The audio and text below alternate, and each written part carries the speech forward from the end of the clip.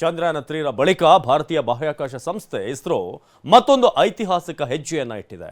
ಸೂರ್ಯನ ಅಧ್ಯಯನಕ್ಕಾಗಿ ಕಳಿಸಿದಂತ ಆದಿತ್ಯ L1 ನೌಕೆ ಅಂದುಕೊಂಡಂತೆ ನಿಗದಿತ ಕಕ್ಷೆಯನ್ನ ತಲುಪಿದೆ. ಹಾಗಿದ್ರೆ ಆ ಕ್ಷಣಗಳು ಹೇಗಿತ್ತು? ಇಸ್ರೋ ವಿಜ್ಞಾನಿಗಳ ಸಾಧನೆಗೆ ಪ್ರಧಾನಿ ಮೋದಿ ಹೇಳಿದ್ದೇನು? ಬನ್ನಿ ರಿಪೋರ್ಟ್ ನೋಡೋಣ.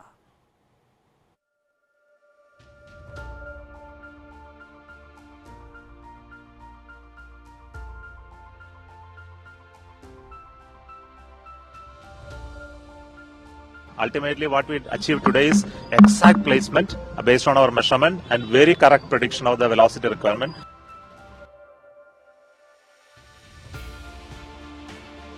ಬರಿಗಣ್ಣಿಗೆ ಕಾಣಿಸಲ್ಲ ಇದು. ಅಂತಹ ಚಟುವಟಿಕೆಗಳನ್ನು ತನ್ನ ವಿವಿಧ ಬಗೆಯ ಕಣ್ಣುಗಳಿಂದ ಇದು ವೀಕ್ಷಣೆ ಮಾಡುತ್ತೆ.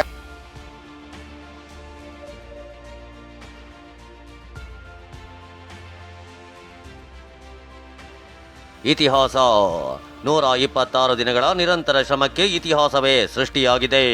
ಬಾಹ್ಯಾಕಾಶ ಕ್ಷೇತ್ರದಲ್ಲಿ ಇಸ್ರೋ ಹೊಸ ಭಾಷ್ಯವನ್ನೇ ಬರೆದಿದೆ. ಜಗತ್ತಿನ ದೈತ್ಯ ರಾಷ್ಟ್ರಗಳು ಬೆರಗುಗಣ್ಣಿನಿಂದ ನೋಡುವಂತೆ ಮಾಡಿ ಚರಿತ್ರೆಯನ್ನೇ ಸೃಷ್ಟಿ ಮಾಡಿದೆ. ಭೂಮಿಯಿಂದ ಸೂರ್ಯನ ಅಧ್ಯಯನ ಮಾಡಲು ತೆರಳಿದ್ದ ಪುಟಾಣಿ ಆದಿತ್ಯ L1 ನೌಕೆ ನಿಗದಿತ ಕಕ್ಷೆ ಸೇರುವಲ್ಲಿ ಯಶಸ್ವಿಯಾಗಿದ್ದು, ಇಂದಿನಿಂದ ಈ ಕ್ಷಣದಿಂದ ಸೂರ್ಯ ಅಂತರಾಳದ ಕೌತುಕಗಳು ಅಚ್ಚರಿಗಳು ತೆರೆದುಕೊಳ್ಳೋ ಸಮಯ ಶುರುವಾಗಿದೆ.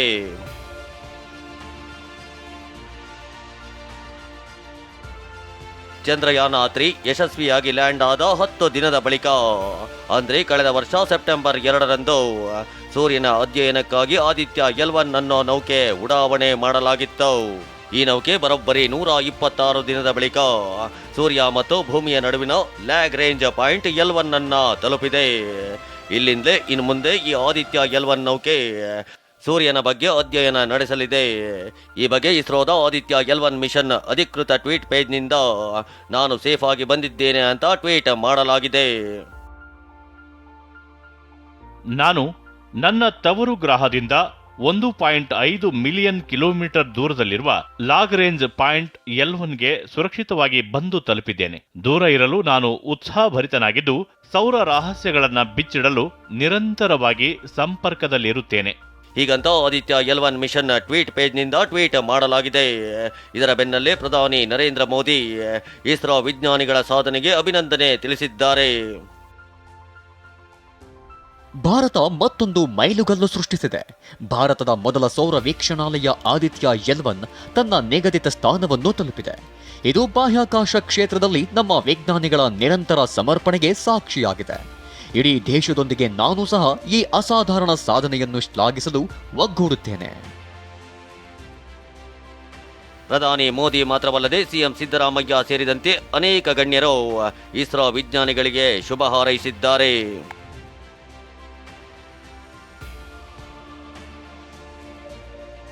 $15 ಲಕ್ಷ ಕಿಲೋಮೀಟರ್ 126 ದಿನಗಳ ಪಯಣ ರೋಚಕ ಯಾನ. L1 ಪಾಯಿಂಟ್ ತಲುಪಿದ್ದಾಯ್ತು, ಮುಂದೇನು ಮಾಡುತ್ತೆ ಆದಿತ್ಯ?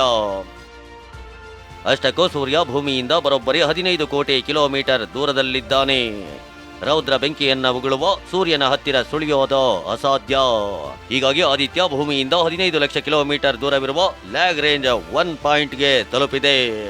ಅಲ್ಲಿ ಭೂಮಿ ಹಾಗೂ ಸೂರ್ಯನ ಗುರುತ್ವಾಕರ್ಷಣೆ ಸಮಬಲವಾಗಿದ್ದು ಅಲ್ಲಿಂದಲೇ ಸೂರ್ಯನ ಅಧ್ಯಯನ ಮಾಡಲಿದೆ. L1 ಪಾಯಿಂಟ್ನಿಂದ ಈ ಆದಿತ್ಯ ನೌಕೆ ಬರೋಬ್ಬರಿ 1440 ಫೋಟೋಗಳನ್ನು ಇಸ್ರೋ ನಿಯಂತ್ರಣ ಕೇಂದ್ರಕ್ಕೆ ರವಾನಿಸಲಿದೆ. So that has been very precisely done. Ultimately, what we achieved today is exact placement based on our measurement and very correct prediction of the velocity requirement. The computer decided to cut off at the accelerometer based cutoff has happened. So right now it is in our calculation it is at the right place. But we are going to monitor for next few hours to see whether it is at the right place. ಅಷ್ಟಕ್ಕೂ Aditya L1 mission ಹಿಂದೆ ಪ್ರಮುಖ 3 ಉದ್ದೇಶಗಳಿವೆ. ಅದೇನು ಅಂದ್ರೆ, ಮುಂದಿನ 5 ವರ್ಷಗಳವರೆಗೆ ಸೂರ್ಯನ corona ಭಾಗದಿಂದ ಹೊರಹೊಮ್ಮೋ ಸೌರ ಜ್ವಾಲೆಗಳನ್ನು ನೈಜ ಸಮಯದಲ್ಲಿ ಸಮೀಪದಿಂದ ಅಧ್ಯಯನ ಮಾಡೋದು ಮೊದಲನೇ ಉದ್ದೇಶವಾಗಿದೆ. ಇನ್ನು ಎರಡನೇ ಉದ್ದೇಶ ಅಂದರೆ ಸೂರ್ಯನ ಪ್ರಮುಖ ಭಾಗಗಳಾದ ದ್ಯುತಿಗೋಳ, ವರ್ಣಗೋಳ ಮತ್ತು ಹೊರಪದರಗಳನ್ನು ಅಧ್ಯಯನ ಮಾಡಲೆಂದೇ 7 ಪೇಲೋಡ್ಗಳನ್ನು ಈ ನೌಕೆ ಹೊತ್ತೊಯ್ದಿದೆ. ಇದರಿಂದ ಭಾರತ ಬಾಹ್ಯಾಕಾಶ ಯಾತ್ರೆ ಆರಂಭಿಸುವ ಮೊದಲು ಬಾಹ್ಯಾಕಾಶದ ಹವಾಮಾನವನ್ನು ತಿಳಿದುಕೊಳ್ಳೋದು ಇಸ್ರೋಗೆ ಬಹಳ ಮುಖ್ಯವಾಗುತ್ತೆ. ಈ ಆದಿತ್ಯ L1 ಮೂಲಕ ಇದು ನೆರವೇರಲಿದೆ.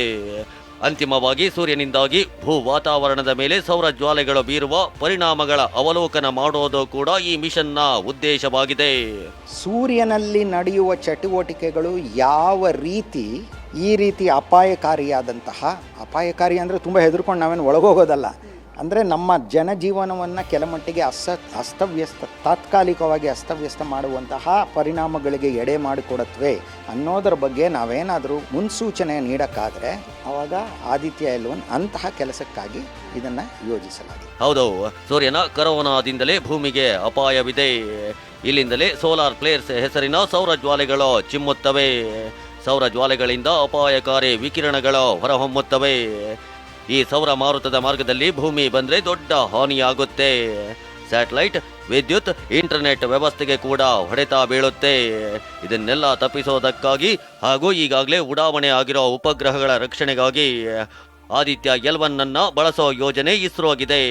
ಹೀಗಾಗಿ ಇವತ್ತು ಇಸ್ರೋ ಮಾಡಿರೋ ಸಾಧನೆ ಜಗತ್ತನ್ನೇ ನಿಬ್ಬೆರಗಾಗಿಸಿದೆ. ಹರೀಶ್, TV9 ನವದೆಹಲಿ.